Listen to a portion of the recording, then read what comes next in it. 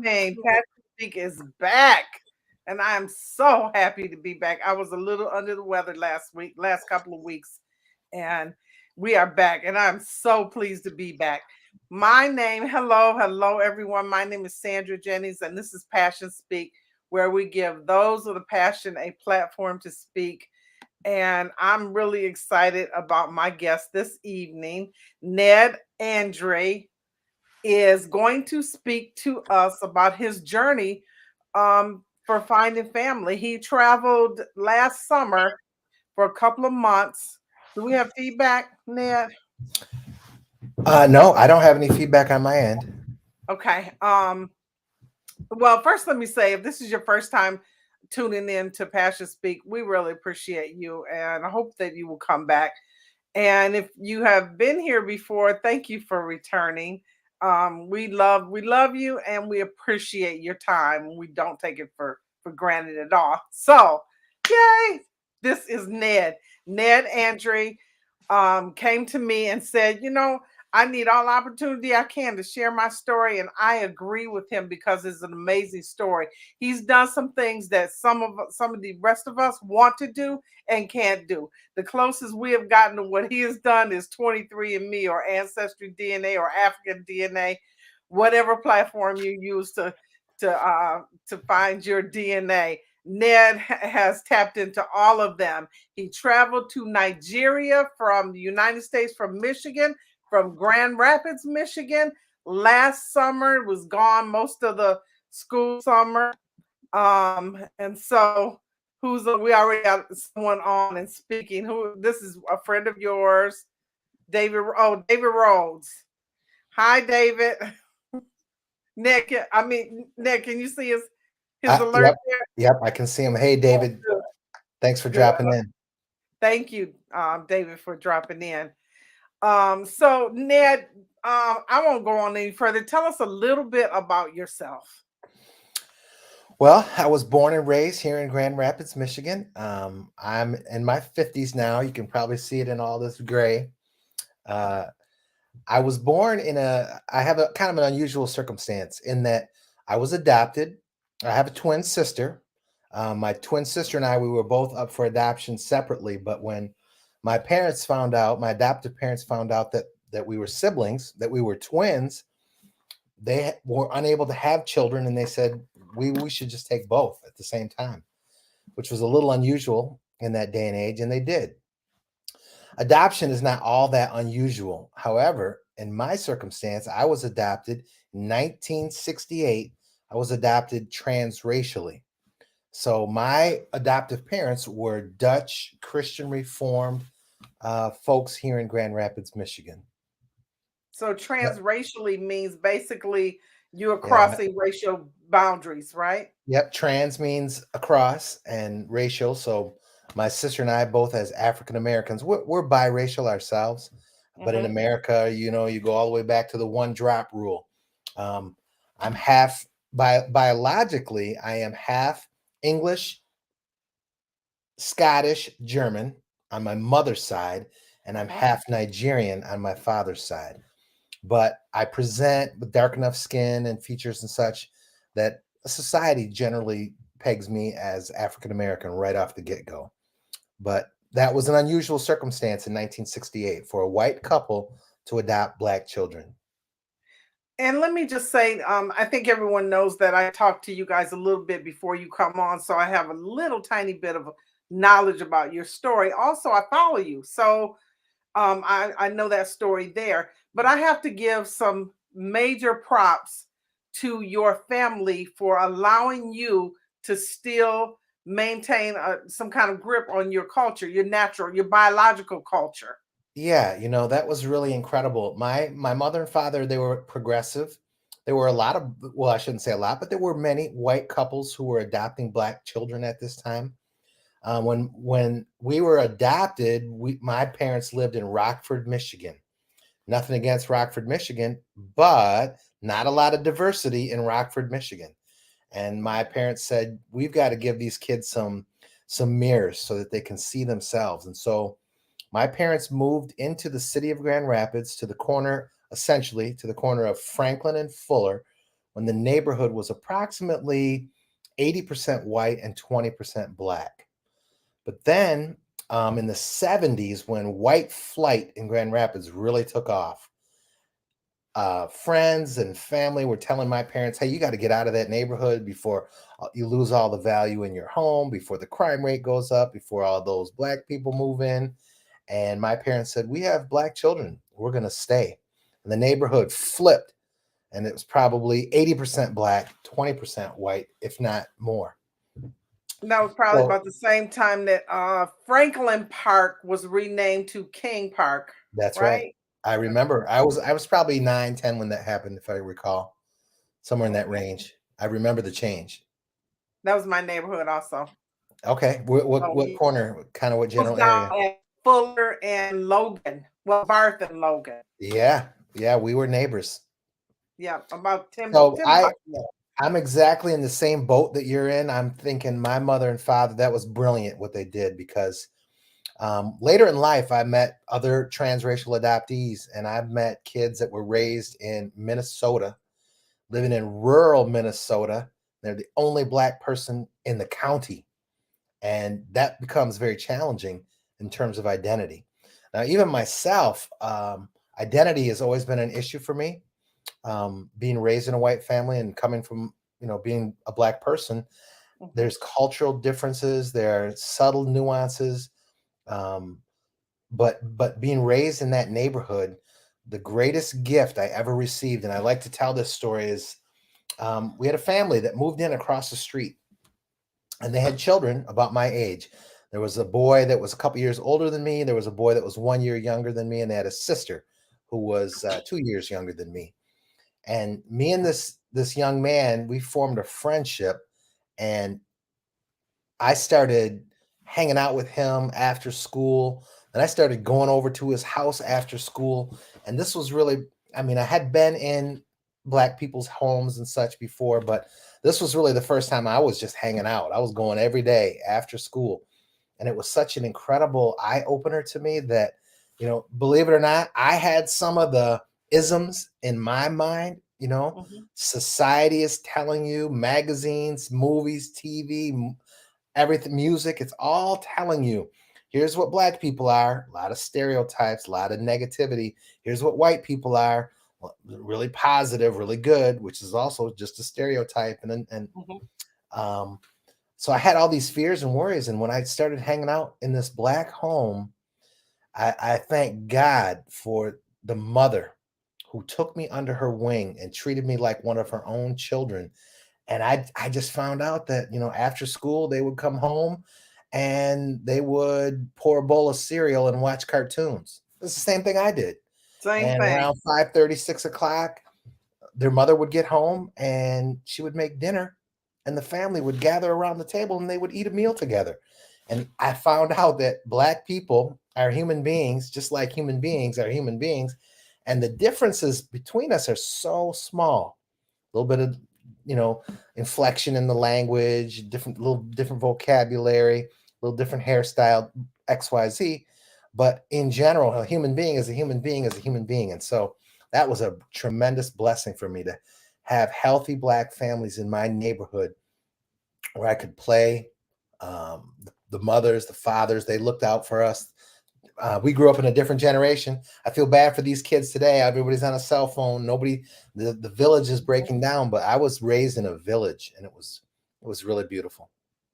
I agree because I was raised 10 years before you, kind of, but same generation, bicycle generation. Yeah, that's right. Yeah, Get on your bike and ride. Go to the park and play. Um, yes. get home before the street lights come on. And that was about. I mean, we were out all day. Came home for lunch, and then went back out. So, what is your earliest memory of realizing you were adopted? Well, I like to tell the story where basically, up until I went to school, I was colorblind in the sense that children are. I had no idea, my parents loved me and I loved them. And I didn't know that they were any different from me. I didn't know that I was any different from them. It wasn't until I went to school, even as young as elementary school, where the students and teachers were telling me, "You're black, and your mom and dad are white. That doesn't that."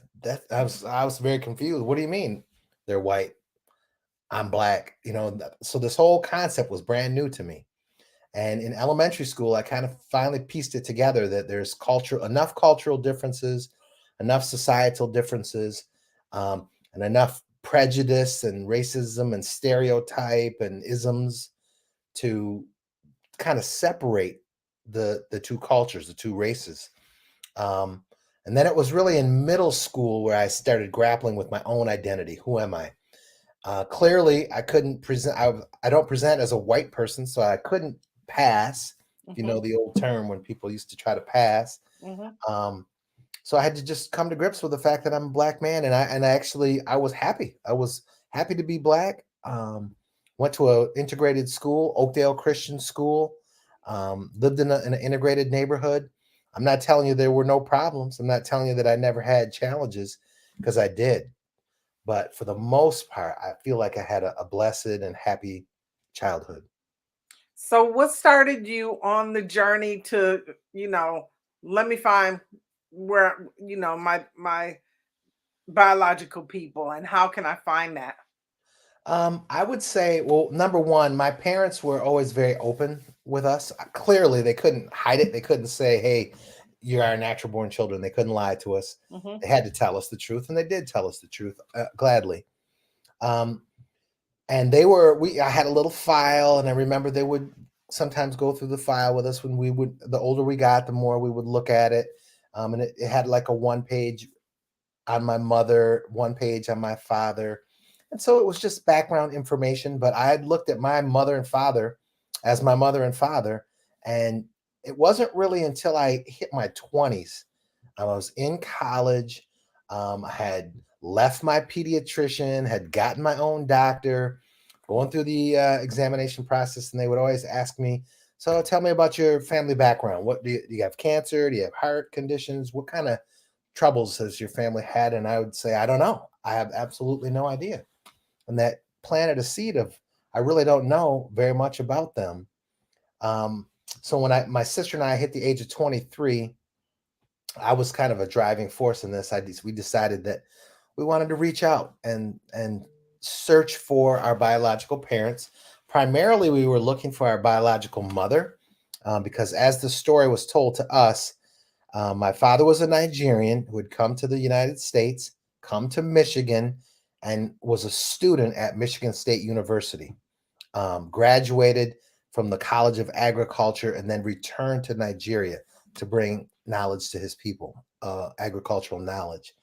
But our biological mother was a U.S. citizen, and she was probably here somewhere in the U.S. So we decided that we would look for her. Okay. Um, let's take a tour of your, before we go any further, because you're going to talk about Nigeria and that journey. But before we go any further, I want to just take a look at your Facebook page, because I was stalking and snooping, Okay, okay. and there's some cool clips. I'm gonna let you, this is a 15-second clip. I'm gonna let you narrate. I'm gonna silence it. Okay, yeah. So this is now. I decided to search for my father, and I got a story I'll tell you right after this. This is a keke. It's a little motorcycle. It's a three-wheel motorcycle taxi. So it's almost open air. There's a roof, but there's no windows. And I was in Abuja, the capital city of Nigeria. Nigeria is an incredible country in Africa. Africa is a continent, and there are 54 countries in Africa. Nigeria is the largest country by population. So Okay. there are approximately now 230 million Nigerians. My father was one. Let me just So process that for a minute. 230. yeah, Like, 230 million Nigerians. how many people in the United States? There are now about 300 million, a little over 300 million in the And United, 230 just in Nigeria, just the in country of Nigeria. Nigeria. Yeah, And that's right. Nigeria is just smaller landmass. Well, it's smaller than the United States, but that's like one country to one country. Yeah, but Like we got to there's remember, Africa is a continent. a continent, an entire continent. Yeah, there's a couple of really cool maps on the internet. Search, just Google, um, how big is Africa compared to the United States, and they'll show you. They'll stick the United States inside of there, and they can fit. I believe it's another 30 countries.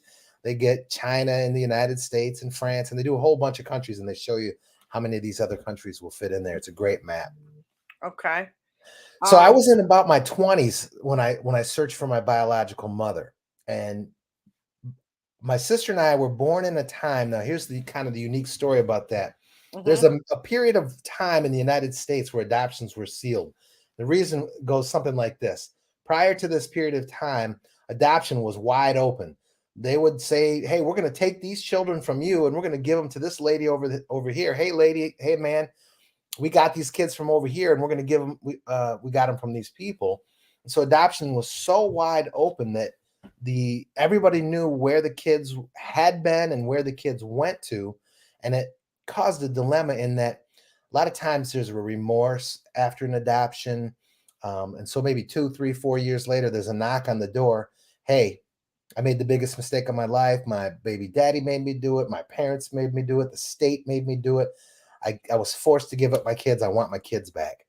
And that's a real trauma to this new family who has adopted the kids. The kids are legally their children. That trauma caused the state, the United States, to say, look, we got to fix this problem. We're having all this trauma. Well, the pendulum was way over here. And what happens with the pendulum? The pendulum swings and they go too far. And so there's a period in American history where they completely seal adoption records. And they say, we aren't going to, nobody's going to know, not the parents, not the kids, not the new adoptive family.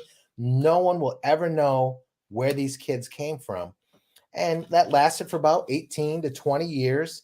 And then suddenly there's a knock on the courthouse door. Hey, I want to know who my parents are. I want to, I'm 18, 19, 20 years old. I want to find out about my biological family. What can you tell me? Well, the law completely restricted anyone from sharing any of that information. And so that caused a trauma for the children who were searching for their biologicals. Or, it could be an adoptive parent who waited 18, 20 years and wanted to search. So today in the modern era, 27 of the 50 states have changed their laws and said we were too drastic. We went too far. Let's bring the pendulum back toward the middle. And today, in most states, when someone turns 18, they can get information on their biologicals. But my sister and I are still trapped in this time frame. Michigan has not changed its law. And so by law, I am unable to obtain the biological parents' names. Okay. That's interesting. Until Yeah. they pass away. That's a good. I'm not sure. That could very well be. I've heard that I said can, before. yeah. When my biological father passed away, I was able to get the records. Okay. Well, I'm hoping it doesn't go that long. I would I like to know. find my father before. I know. Um, yeah. So, kind of catch up to speed, I decided around 2015, 2016, based on a lot of the political situation that was going on in the country, the racial unrest, just my own longing. I had waited too long. I decided, I really want to look for my biological father. And so my sister and I, we weren't able to access the courts and get the information. So we decided, let's take the clues that we were given. Let's go to Michigan State University. And we went to Michigan State University and we went to the yearbooks in the library. We scoured the yearbooks and we collected a list of 15 names that we thought these are Nigerian or African names. It's a better place to start than we didn't have any information at all. Mhm. So we had these 16 names and some various other clues in that we were told in the adoption file that my father was Nigerian and that he was from the Ibibio tribe. So when I put my trip together, I saved a lifetime to have the money to take this trip. I wanted to return to the motherland, Africa. I want, that's our root. All human beings, for those of you who are confused, all human beings come from Africa. And that's whether you follow a biblical creation story. The Garden of Eden is squarely located in Africa. Or if you're totally a scientist and you want to go evolution, the oldest fossil record is found in Africa. Human beings originated in Africa and then spread out across the world. And this concept of race, remember, race is a false construct. Race is it. Geographers were trying to explain, why are these people different than these people? We know they're human beings. Human being is a human being. But when you live on the equator for tens of thousands of years and you're exposed to the sun, you have this built-in protection from the sun. You have the melanin in your skin is activated and you dark. All human beings tan in sunlight. And over tens of thousands of years, the dark-skinned people who originated humankind stayed dark-skinned. Those people who migrated away from the equator, they grew lighter in skin tone and so on and so forth. But just be clear, there's only one race on this planet, the human race. All right. Yep. Hold on. We got a hello from a friend. Betsy saying this is powerful. Thank you for watching, Betsy. Yes, thank you, Betsy. Betsy is a colleague of mine I worked with at Grand Valley. I appreciate her. I want to go. Can I grab another video real quick? Absolutely. Yeah. Okay. I want to. There was a couple that. Oh, here's one that I wanted to look at. Okay. Let me know if you get some feedback. No, actually, I'm gonna let you narrate because I don't want feedback. Okay. Well, when I made my trip to Nigeria, I found out when I got to Nigeria, there's an agency in the Nigerian government called NIDCOM. Stands for Nigerians in Diaspora Commission. The diaspora, of course, because of the Atlantic slave trade, Africans were taken all over the world. Turns out 41% of all Africans were taken through Nigeria. We all get caught up on Ghana and the gate of no return. That certainly was a major port, but Nigeria was even bigger.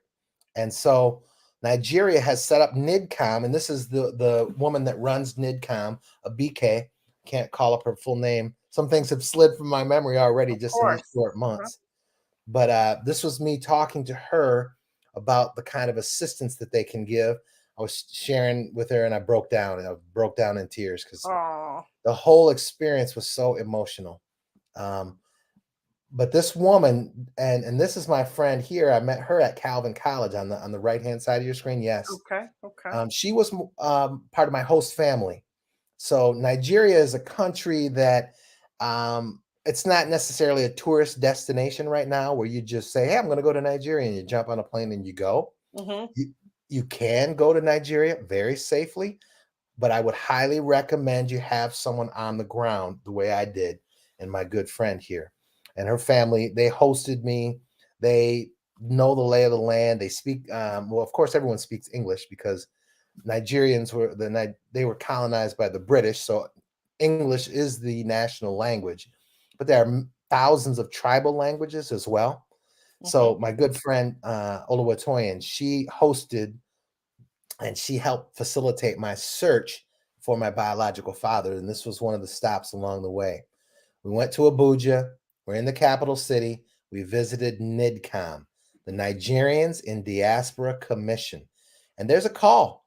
NIDCOM, if you've ever taken an ancestry test yourself, if the majority of your DNA comes back from Nigeria, which is what you would probably find with most African Americans, because 41% of all slaves came out of Nigeria, this commission, they're willing to help you. They're willing to facilitate your search or your visit or your you want to set up business connections. Would highly recommend that you investigate NIDCOM. Beautiful. I see there. She's a high-ranking official there then. Yep. She's she reports to the president of Nigeria. She's in basically she's at what we would call a cabinet level position. So the Secretary of Commerce, Secretary of Agriculture, Secretary of Housing, she's at that level. Okay. This one, real quick, I divert because you did some relaxation. This is a short clip. It looks like it sounds on the clip that you were in a restaurant. And this is actually I was in I started my journey in Lagos. Lagos is a city of 20 million people. It's absolutely massive. So it's broken into all of these neighborhoods, or like think New York boroughs. So that was, Mhm, we were in Ikeja there, and I was at the Ikeja Golf Club, and mhm. at the golf club they have a center for entertaining the children, and one of the features is a horseback ride, a little pony ride. And so when I saw this, I had stopped the guy. He saw that I was filming, and I waved, and he stopped and gave me a chance to catch the kids as they were riding by. But yeah, that was an important meeting. I was at a meeting. They have a restaurant there. Uh-huh. Um, my friend Oluwatoyin, we put together a one-page dossier, had a list of the 16 names and a biography about what I was trying to do. I was trying to Okay. find my biological father, trying to take a DNA test, and trying to prove whether they were or were not my biological. So we floated that dossier into my friend Oluwatoyin's political circles. That's what took us to Abuja and NIDCOM and other places. She put it into her social circles, her religious circles, her education circles. Um, and so we were having a meeting there at the golf course, had a meal. We sat with a professor in one of the universities in Nigeria, and she was very instrumental in us finding who I thought could be my father. So if you followed my journey on Facebook, I started in Lagos, a city of 20 million people. We Mhm, traveled to Abuja, which is probably a city of 6 million people. So it's 6 to 5 million. It's a Chicago-ish size city. mhm. And then when some clues came back and we found some of them, well, as soon as I gave that list of 16 names, they were able to, the Nigerian people say, oh, your father was Ibibio? Well, this guy here is Yoruba. This guy is Hausa. This guy is Fulani. This guy's Igbo. Take them off the list, or at least push them down the list. But here's two guys. These two gentlemen, they're not Ibibio, but they come from a cousin tribe right next door. So they're as close as we can get. And I always thought, why would they say Ibibio if it wasn't true? Mhm. Well, it's a little bit like saying, I'm from Caledonia. And people saying Caledonia, never heard of, Grand Rapids. Oh yeah, I know Grand Rapids. And so Mhm. if you're from Ecorse, people say Ecorse. Well, I'm from Detroit. Oh yeah, we know Detroit. So Right. perhaps that's why in my paperwork it says Ibibio, but these two names were not quite Ibibio. They were a cousin tribe. So Okay. once, oh, go ahead. I don't. I'm gonna say, yeah, you going and I'm loving it. We have a guest though, Delicia Francios. Thank you for the information. My DNA comes from Nigeria. Mine does too, Delicia. Thank you for chiming In in. She fact, does, she cuts a my hair. great number of Americans here, African Americans here, and just so keep in mind that that is the motherland, that is your fatherland, and Nigeria would welcome you back. Make a contact. You need someone to help you. Um, Get a I whole will family, say that huh? if you were looking through my pictures and everything, all that I posted on Facebook, when I went to Nigeria, I'd saved for a lifetime, so I had a substantial amount of money that I brought with me, and that put me in a kind of rarefied air. Mhm. And then my host, uh, there's some security issues in Nigeria, in that a lot like if you were to travel to other foreign countries, the people, there's a lot of poverty. So Nigeria has tremendous wealth. It's an incredibly wealthy country. Oil, bauxite, coal, you name the resource, from sheep to rubber to any resource that you could name, they've got it. It is literally one of the richest countries on earth. And yet, because of colonialism and neo-colonialism, a lot of that wealth is being extracted by the former colonial power, the British, Mhm. the other European countries, the French, the Dutch. Everybody got in. The Americans got in, and now in the modern era, you have really just corporate colonialism, where big oil companies move in, big mining companies move in, and they have the money to pay off government officials who say, this land really belongs to the Nigerian people and they should benefit from it, but you're going to give me $1 million US dollars? I'll take it. And they sign the paperwork. And then this big mining company owns the land, and the wealth doesn't trickle down to the people who actually own the land. So tremendous disparity in Nigeria. Mhm. Tiny sliver up at the top of absolutely fabulous wealthy people, very small middle class, and then a massive underclass. Hundreds of millions of people trapped at near poverty level, some below, some a little above. But it broke my heart when in the early days of my trip, I was just kind of on a pink cloud.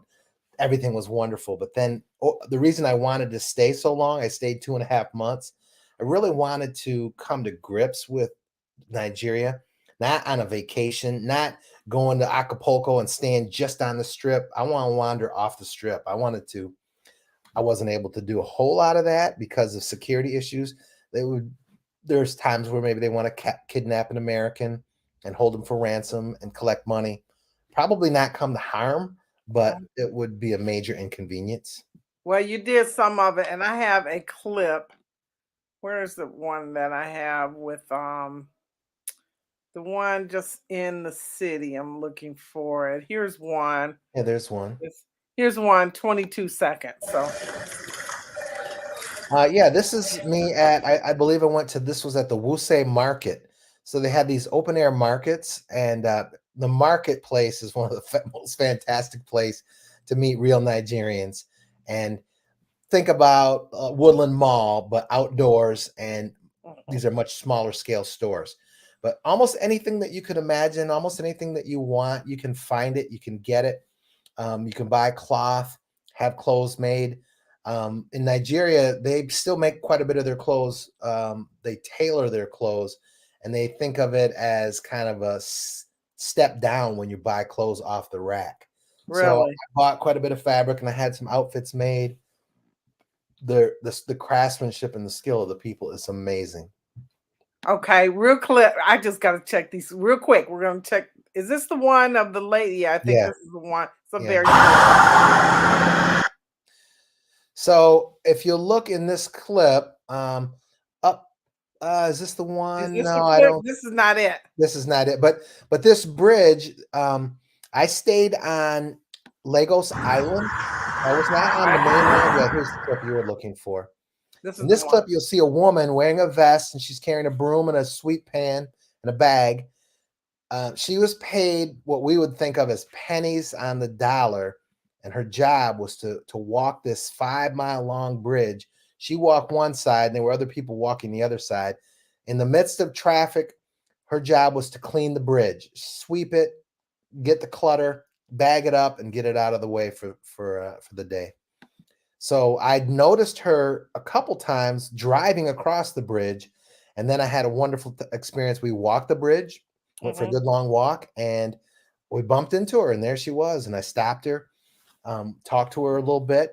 Her English wasn't real great. She was more so from the village kind of, and had come to the big city looking for work. But what was incredible to me was she had these markings, these scars on her face. And I asked my host, what are those scars about? Well, those are tribal markings. And for the women, they're often considered beauty marks. So they're not tattoos. They're literally scars made with a knife, maybe a hot knife. I'm not sure exactly how they do it. But I was totally fascinated by this woman because, one, it was an incredibly dangerous job. Two, she was probably working for peanuts. And three, even still, you could just tell the pride she took in her work. And the people driving the bridge, probably a lot of routine traffic, that's your route to and from work. People were very conscientious, slowed down, moved away from her. So it was really an amazing thing to see. So I took my iPhone and I snapped a photograph of her, went back, printed the photograph. It was a lovely picture. And the next day I went back to the bridge and I brought her the photograph and gave her a little tip for cleaning the bridge. So I gave her 5,000 naira, which sounds like a lot of money, but 5,000 naira is like not $50. Nope, I would say 5,000 naira was more like a $5 tip, or no, I'm sorry, $10 tip. Nope. Yeah, about a $10 tip. Okay. Yeah. Okay. So those of us who follow you know that your DNA test that you took a while to come back, and you want to share the results of that test?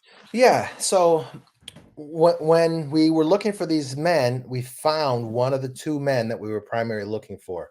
And my consultant, my friend who lives in Nigeria, Oluwatoyin, she reached out to the family, and their first reaction was, "This is a scam. This is somebody." There's a lot of, because you have 220 million people and a lot of poverty. There's a lot of desperation, and people they'll commit scams. They'll do whatever they can do to defraud you of money if they can.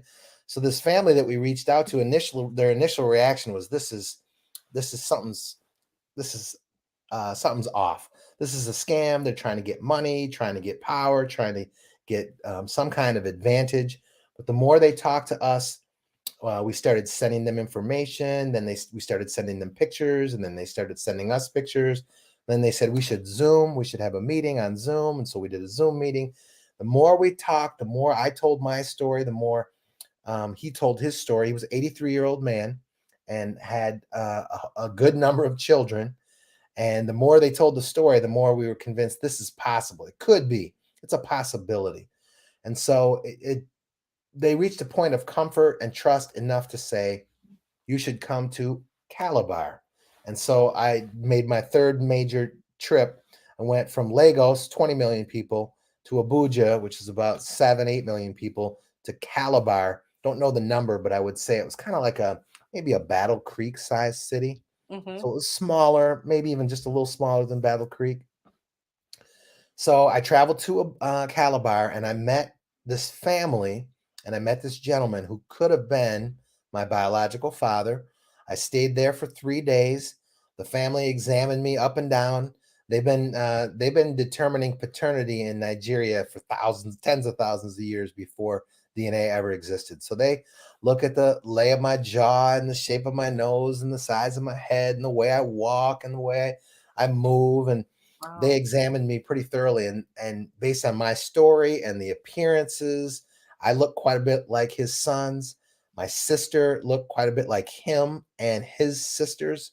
So they said, we're gonna take this test. It's possible. So we swabbed cheeks, sent the DNA samples back to the United States, because they can't read DNA yet. They're in Nigeria. And then I ran out of time and money, and I had to come back to the States waiting for the results. Everybody was on pins and needles. We were all hoping, because this family, I just have to tell you how much I fell in love with this family over there, and how much they fell in love with me. And they told me and my sister, they said, no matter what the result, you have found a family in Nigeria. We will take you as our own. And even to this day, I'm still in communication with the family. They call me brother. I call them brother. I call him father. It's like I have a Nigerian family. But when the results came back, the DNA said, no, this man is not your biological father. And it wasn't even close. He's not a cousin. He's not a distant cousin. No relation at all. So that was a real heartbreak for me, a real heartbreak for them. But it didn't, even though it did not diminish my time in Nigeria. I set foot on the continent of Africa. I traveled to my father's land. I had some of the most profound spiritual, emotional experiences. I'll tell you one. Can you pull up those pictures again? Let me Which pull one up. one? Pull Hold up those on. videos a second. Let me find. Okay. Where am I going? Hold on. Go see the scroll down just a little bit. I think I saw it. Scroll We're down. in videos. Yeah, these are videos. That's fine. Keep going a little bit. Okay. Keep going. Nope, we're going the wrong direction. Can you go up? Wrong direction. Okay, we'll Yep, go up. go up. See if we can find the one I'm looking for. I had many, many spiritual experiences. It was unbelievable. Keep going. Okay, Uh, okay. I don't yep, want to go keep too going. fast. Yep, keep going. We're close. Yeah, keep going. I was there for 2.5 months, and I took quite a few pictures. Okay. Yep, nope, it's not in there. That's not the one I'm looking for. But Um, Well, maybe there's one you could use. Just use this one right here. Go a little harder. Keep going up. No higher. Going a little higher. 30-second clip by the water there. This Yeah, one? click that one there. So this is on the river in Calabar. So that's a famous slave trading port that I visited. There was a museum, kind of an African American slave museum. This is the Cross River. And I'm telling you, this Cross River, it's majestic, it's mighty, it's bigger than the Mississippi. I mean, it is an incredible river. On the other side of the river is all tropical rainforest. And Really? yeah, the man that I found who could have been my father, he did go to Michigan State. He did get his degree in agriculture. He was actually in forestry, and he had risen in the government to the level where he was in charge of the rainforest. So all that you see on the other side of that river, as far as the eye could see, it was rainforest.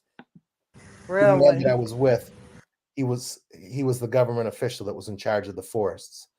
Wow. So at this particular time, I'm still thinking that maybe this is my father. And I went down to that river and I washed my hands and feet in that river. And it's the land of my father. Whether, my biological father, the DNA test that I did get back do indicate that I am half Nigerian. So whatever part of my story is true or false, I am half Nigerian. And this is my father's land. Oh, that's beautiful.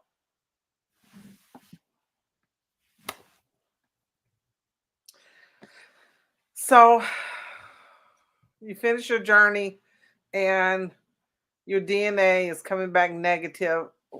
Where do we go from here? Well, what ended up happening, the way the law was written, I had gone back to my adoption agency, and the adoption worker, they have a file. She goes to her cabinetry, she pulls out a file, lays it open, and there's my father's name right before her. But she's prohibited by law from telling me who my father is. But when she heard my story and I said I had these names and I had gone to search for these people, she said, well, wait a minute. The law does not prohibit me from telling you who your father is not. So I gave her this list. And so I had this hope shot. Maybe she can cross everybody off and by process of elimination. But what ended up happening was she crossed all the names off. None of the men on my list were my father. So even if I had gone right down that list, I would not have found my biological father. So that cast me into kind of a state of depression, despair. It turns out that we did some digging, me and the caseworker, and it turns out that my biological father never did attend Michigan State University. So there was some mistruth in there. Maybe my biological mother told him, maybe he told him, maybe caseworker. I don't know who did it, but the information that I had relied on all my life. Turns out much of it was not true. So I am now currently in a state or a position where I have to petition the courts and try to ask the courts to release my father's name, because I don't have the time and the resources to go back to Nigeria and sift through, he probably would be 75 to 85 years old, but even that 10-year swath, that's tens of thousands of people. So I need some kind of assistance. I know there's a group of people working in Michigan to try to change the law. Say, look, this law that 27, 28 of the other states have already changed and said people's identity it's like a human right. Who are you? Where do you come from? You Right. can't deny these people knowledge of who they are. So there's a group of people working to overturn the law that's held me back. And then I also have this petition. So I do still have some hope that I can find my biological father, still hope to find him living. But even if I don't find him living, I will return to Nigeria and I will search for him. If he's not living, if he's living, I hope to reunite. The one really powerful hope shot was that to a person, every Nigerian that I told my story to, I want to help you. I'm going to help you find your dad. And then I Wow. said, well, would he be open to that? And every single Nigerian said, your father, as a Nigerian man, will welcome you with open arms. In Mm. Nigeria, a man's wealth is measured by his children. and you would be welcome with open arms. So don't think that he wouldn't want to find you or you to find him. So if he's not living, then I'll hope to stand at his grave, pay honor to him that way. And it's very likely that I have brothers and sisters in Nigeria. I want to find them, and I would like to make a connection. I'd like to just kind of close that hole in my heart that's still missing. And this is in no way a repudiation of my adoptive parents. Love my Mhm, adoptive parents. My adoptive father is passed. My mother's still living. That is my mother. She raised me, still takes care of me, mhm, even at my age. I take care of her. She takes mhm. care of me. But so I'm not abandoning the family that I have. Mhm. I'm extending, bringing more family in, and that's what I hope. I hope to find them. Right, that's beautiful. That's yeah, being an adoptee myself, when I say mom, I'm talking about the one who adopted me Yeah, the because people who that's raised you. mom. Because that's mom. That's mom and dad. That's who they are. That's it just becomes a part of you. It's just it's in your heart and it's in your consciousness and everything. It's just beautiful. So I appreciate your mother on Yeah, behalf of adoptees. my father and my mother are beautiful people. My mom will probably watch this later. I don't know if she'll catch it, but she's been so supportive of the journey, the experience. Um, it's just an important part of my life to try to kind of bring some closure to some unknowns in my life. Mhm. Well, thank you for sharing your story. We went a little long, but it was worth every moment. We have one other guest who's speaking up, Linda Davis. I don't know if you know her. Hi, Linda. She grew up on your side of town too. Hi, Linda. Thanks for watching, Linda. She grew up on your side of town too. She has a big family, so you might know her. I believe so. Again, thank you for sharing your story with us. And I trust you will keep us updated on your Facebook page. I will. We hope that the district court, she says you're welcome. Aw. We hope that the district court will get their act together. The state of Michigan will get their act together and do something. You know, people, adoptees need to close the chapter. They need to know who their family are. When Agreed. I found my family, I found hundreds of family members, Okay. maybe even thousands. Wow. And it just it more than I can handle. And they embraced me like Mm. crazy on both sides. Oh, that is so beautiful.